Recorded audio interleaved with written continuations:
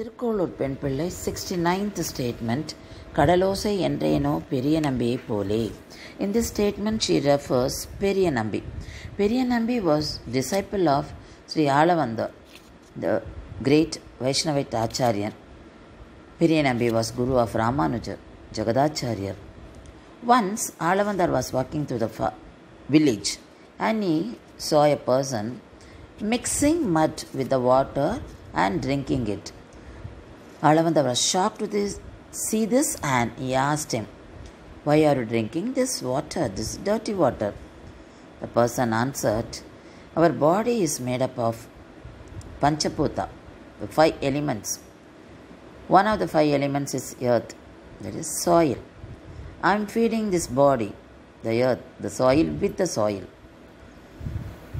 We feed the soil body with the plants that grow in the soil. Why not the soil?" This answer impressed Alavandar and he praised him for the knowledge he possessed and he asked him to come with him. Maraner Nambi said, "No, I belong to the community of farmer. I am not fit for that." Then Alavandar made it very clear that everyone was equal and all are equal to get, or all are eligible to get education. Then Maraner Nambi accepted it and he left his village, his people, and he joined Alavandar. And he started living in Srirangam near Alavandar's place. Alavandar did all the formalities for the person to embrace Vaishnavism. So the person had the impression of Changu and Chakra on his shoulder, and Alavandar named him Maraner Nambi. Alavandar found the knowledge possessed by this person is equivalent to the knowledge possessed by Nammalvar. So Nammalvar had many names. One of the names he had was Maran. So Alavandar wanted to name him Maraner Nambi, that equivalent to the knowledge of Nammalvar. So he came to be known as Maraner Nambi. And Maraner Nambi started living in Thiruvarangam, next closer to Alavandar's place.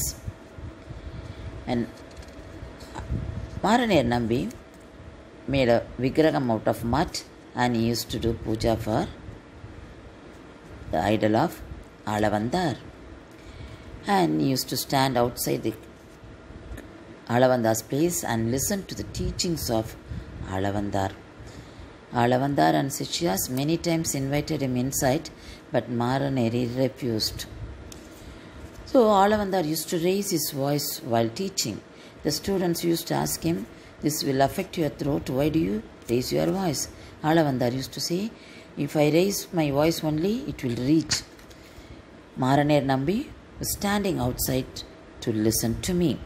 So that was a love shown by the Acharyan towards Sishya, and the respect shown by Maraner Nambi towards his Acharyan was great.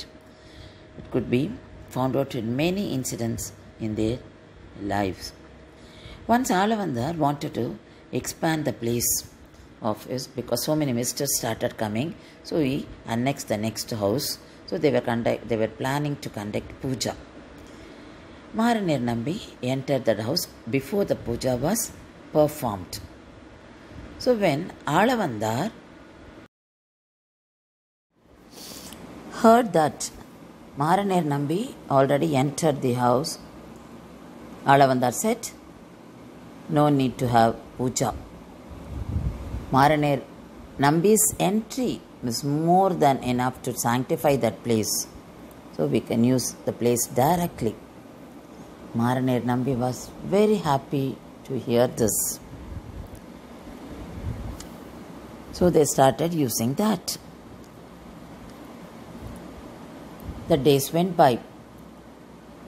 Alavandar was affected by a painful disease. Rajapalavai. In Tamil it is called Rajapalavai.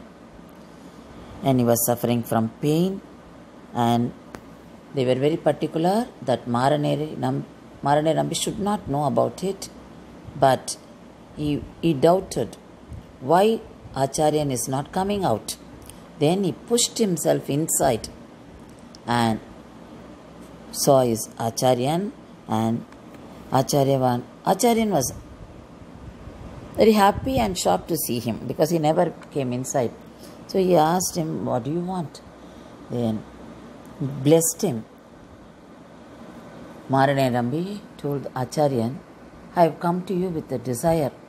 I have set my mind on that object. You have that object with you. Can you give it to me?" Alavandar answered, "Yes, whatever it is yours." Then Maraneri Nambi said, "Yes, you please pass on that this is what you have to me." Alavandar felt miserable.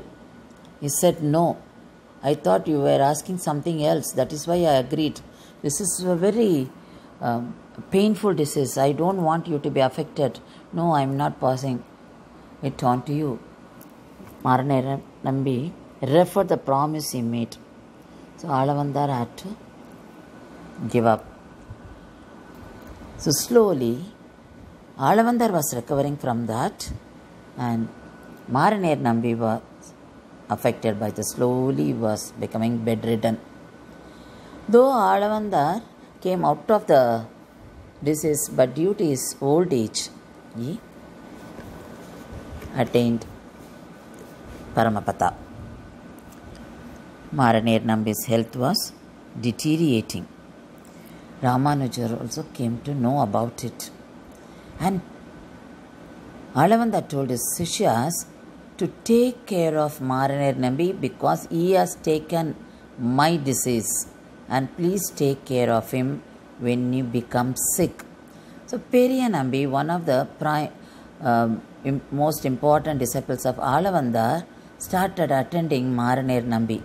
He used to prepare meals in his house and take the meals to Alavandar's place, and he did all kinds of service to Maraneri Nambi. He used to give him bath, used to feed him, used to change his clothes, and all helps were given by our Periya Nambi to Maraneri Nambi.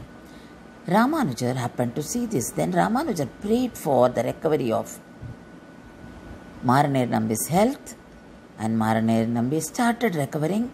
And when Maraneri Nambi came to know about it, he requested Ramanuja, "You please, you give me back the prasadam, because I consider the disease as a prasadam given by my Acharyan.